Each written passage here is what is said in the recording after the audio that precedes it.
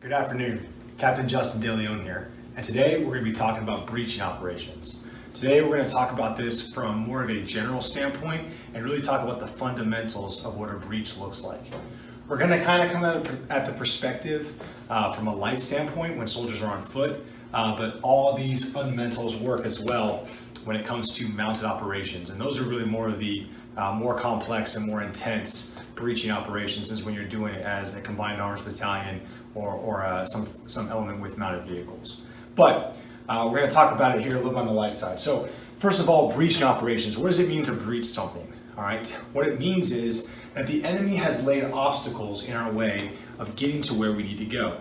All right. So a lot of times, as you'll see, if you look at my perimeter defense video, part of a defensive operation is laying out obstacles. All right. And whether we're laying out obstacles or the enemy is laying out obstacles, you do so for one reason. All right. So obstacles are meant to funnel us into a specific location. All right. That location is typically called either a kill zone or an engagement area.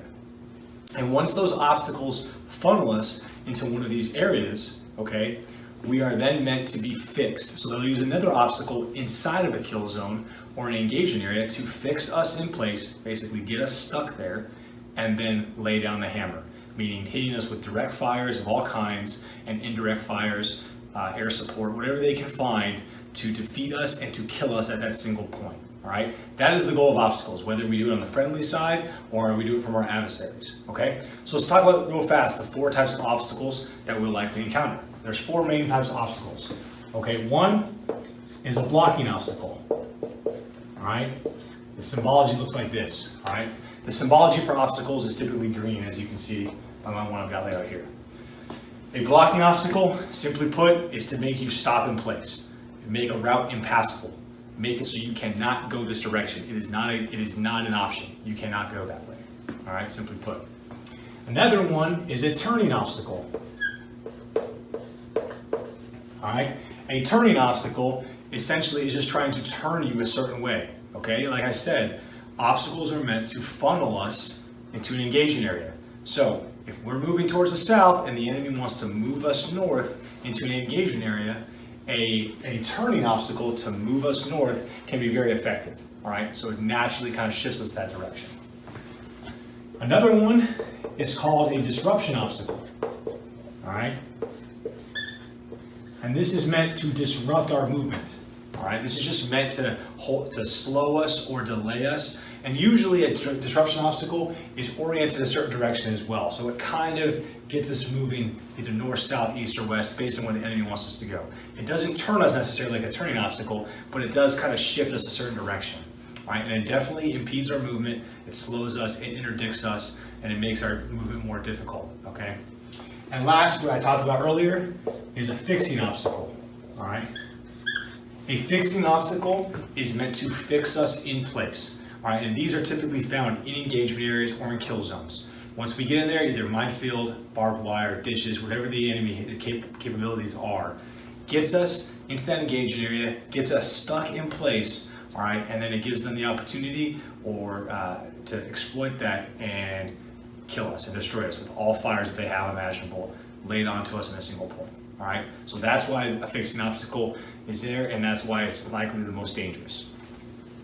All right, so those are the four obstacles that we will likely encounter during our operations, okay? So, again, the enemy is going to try and get us to go a certain direction, or they're trying to block a certain route.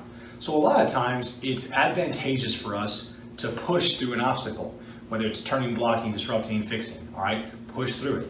Obviously, if we're in an engagement area and we're in a fixing obstacle, we've got to get through that obstacle before we die, before we're killed.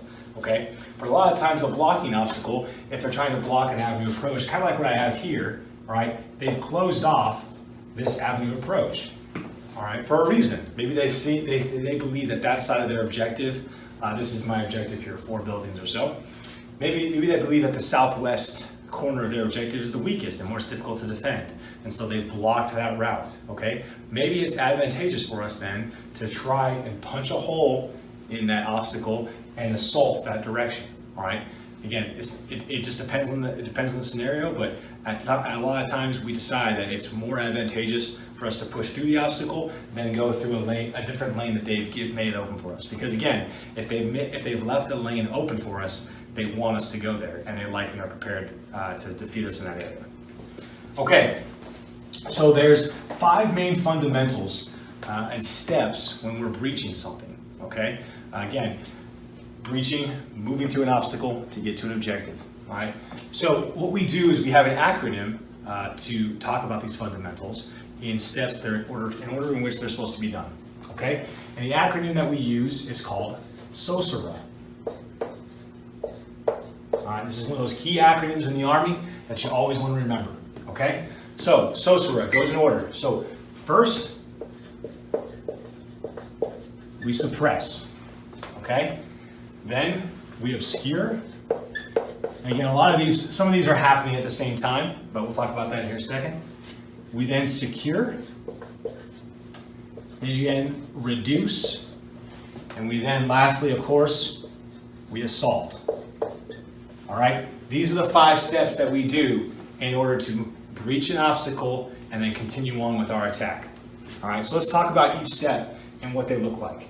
All right? Also, actually, real fast, I want to talk about there's 3 main elements that we have when we breach an obstacle. This is when you're on the light side or you're on the heavy mechanized side. Okay? We typically have a support element. All right? We typically have a breaching element, the one that's actually going to be breaching the obstacle. And last, we have our assault element. These are the guys that are going to continue on the fight. Okay? So again, the 5 fundamentals, SOSRA, 5 steps, and the 3 elements, okay? So, really, the support is pretty much responsible for these 2. The first 2 steps, suppressing and obscuring, okay? The breach does a little bit of obscuration as well. They can add to that, but it's not their job necessarily. It's not their primary task, okay? So, the support is out here, and let's say we're trying to breach this obstacle in this area right here. All right, let's say we're trying to breach a lane to that obstacle and then continue on with our assault towards the objective. Okay, so we look at this and we say, okay, we're going to try and breach in a specific area. All right, so now we have to do some analysis and identify what enemy can affect that area, because obviously we're gonna pick a single point of the obstacle. We can't just reduce and destroy the entire obstacle. We got to get to a single point. All right, and just for your essay, this obstacle that I've drawn here, we're calling it triple strand seawire. Okay, so we have enemies put some triple strand seawire up, which is difficult to get through. It takes a considerable amount of effort to punch a hole in that. Okay. Now we got to look at what enemy can affect this. So let's say we got an enemy position here, and let's say we got like an enemy OP here. All right, so they can all lay fires on that specific point where we want to breach the obstacle and then assault through it. So we have to make sure that the enemy that can affect this area are suppressed. Okay. Again, it might not be as simple as this. There might be a lot more that we have to suppress. It might be a lot less. It just depends on where the obstacle is. Okay. But we have to make sure that we have a support by fire. Oops. We have to make sure we have a support by fire that is suppressing these directions. Okay, again, your support by fire might be down here, it might be up here, wherever it is, but it's ensuring that we are suppressing any enemy that can see this obstacle, that can see the lane, that can lay fires onto it. All right, that is the biggest part. Okay?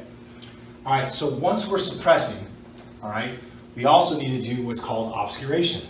Okay, so again, this is why, if you ever heard the thought that sometimes combat engineers is the most dangerous job in the Army, a lot of times engineers are the ones doing this, and especially in a more complex breach where you're doing like combined arms, where you're using MICLICs and trying to blow holes in large obstacles or trying to bridge over an anti-tank gap or something like that. Okay, engineers are going to get in the mix, and it's very dangerous because all fires are going to be focused on that point where we're trying to breach, because the enemy knows we got to stop at that point. But anyways, the point is we need to obscure this. We need to make it so people cannot see what's going on in this area. All right, so a lot of times what that looks like is it looks like smoke. All right, we can lay down smoke to obscure this area. I'm going to use some yellow here for smoke. All right, now the enemy generally knows where to shoot, but they're just shooting blind now, okay?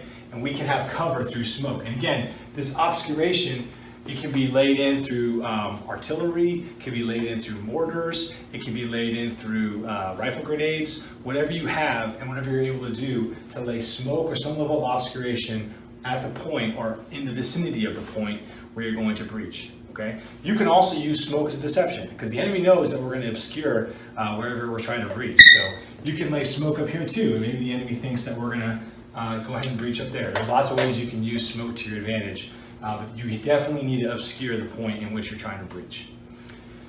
Okay, and so once we've suppressed the enemy that can affect the point that we're trying to breach, and we've obscured the same location so the enemy can't really see what's actually going on there, now this is when we can start to do the breach.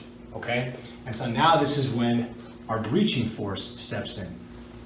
Okay, our breaching force can help with obscuration, especially if they're close and they can use rifle smoke grenades to help assist. But the breach's main job is to secure and reduce. Okay, they've got to do both those jobs. So the breaching element is now going to move forward. Okay, and first of all, they've got to secure this objective. All right, and really what it means to secure is you get to a point where the enemy cannot affect this area any longer. Okay, so securing doesn't mean, hey, I just walk up here and stand here, and now look, I'm securing the obstacle. It doesn't matter if you can stand there and secure the obstacle if there's a machine gun still pointed at it. All right, the point is they might have to actually move through the obstacle and defeat this enemy over here a little bit, all right? Or basically put enough fires down on the enemy as well to keep them from shooting, okay? Something to note too is a lot of times that we're doing a breach, we don't have to secure it for a long time. We might only need to secure it for a couple minutes, and that's enough time for our assault force to actually move through, all right, which we'll talk about here in a sec. But the point is, you got to get to a point where it's secured, meaning it is safe, and your assault force is able to pass through without taking detrimental fire from the enemy. All right, so we have our force move up, okay, and you typically have to get security on the front near side and the far side. And these guys are able to hold off enemy on this side, and these guys are able to hold off enemy to the flanks and to direct traffic in. Okay? So once we have security there, then whatever assets we have, they're going to go and actually create this lane. Okay? They're going to go in. Now, if it's triple strand C-wire, we probably have wire cutters, and we're just cutting open this lane. Okay? Again, if it's like a combined arms movement, then we're probably cutting, we're probably either blowing MICLICs or we're blowing mines up or whatever we're doing to get through this. But anyways, we get through it, we reduce it, and again, then really is when we can secure the far side. And once it's secure and it's still obscured, okay, now this is the time when we can look back and call for our assaulting element to move in, okay? So again, one mistake that a lot of people make is they don't have enough elements identified for what they're doing. So a lot of times they'll give the breaching element the job of breaching and then also assaulting. Nope, you got to have a force here. I'll just put like a infantry squad as the assault. You got to have a force here standing by at full combat power, ready to move forward and exploit through here. Okay, so and it's got to be incredible timing. All right, so there's got to be both visual signals and audio signals, whether it's through FM comms, but you have to have a great pace plan between the breaching element and the assault element to make sure that they can move forward, okay? So once it's reduced, meaning let's say in this instance, we cut through the wire and a lane is now open, okay? The assaulting element needs to hit there right as soon as possible. All right, and so really the goal is to time this perfectly. The goal would be, hey, the moment the lane opens, the assault force is really 10 feet away and they're pushing through. Now, is it very realistic? No. But this force needs to know how important the timing is, how quickly they need to get through that breach, okay? So really, the moment that lane's open, the leader of this element should be communicating through their pace plan to the leader of this element and saying, hey man, it's time, move forward and push through, okay? And now this element can move forward it can push through and it can go accomplish. And maybe its job is to seize this objective. Okay, and this support by fire can maybe stop focusing as much on the specific enemy that is in charge of protecting the lane, and they can actually go and do support by fire on the entire objective now. Okay, but the point is that breach point, that is the decisive point in this operation. All right, and we've got to do these steps. Okay, again, that was a very general overview of what it looks like, but if you follow those 5 fundamentals, you're going to be successful, especially if you're doing this in a light unit real quick when you got seat wire or you got a little minefield in front of you. This stuff works. Okay, again, 3 elements are required. All right, security, you might have security out there in some form or fashion, especially if this is a raid. You've obviously got security that's isolating the objective. Okay, but the point is you've got to have a support element who is going to suppress the enemy and then also obscure the point in which you're going to breach. Okay, you've got to have a breaching element that is going to secure the breach point and then also reduce the obstacle, meaning, all right, make a lane in the obstacle that someone can move through. And then you have to have a third force, an assault force, that is standing by, and the moment the obstacle is reduced, they're assaulting through and they're executing that decisive operation on the objective. Okay? All right, I hope this was you learned something here. Again, SOSRA is the best way to do this, and it's the most widely recognized. I hope you feel comfortable breaching something. Definitely employ these fundamentals, and you'll see positive effects on the battlefield. Again, I'm Captain Justin DeLeon, and Rangers lead the way.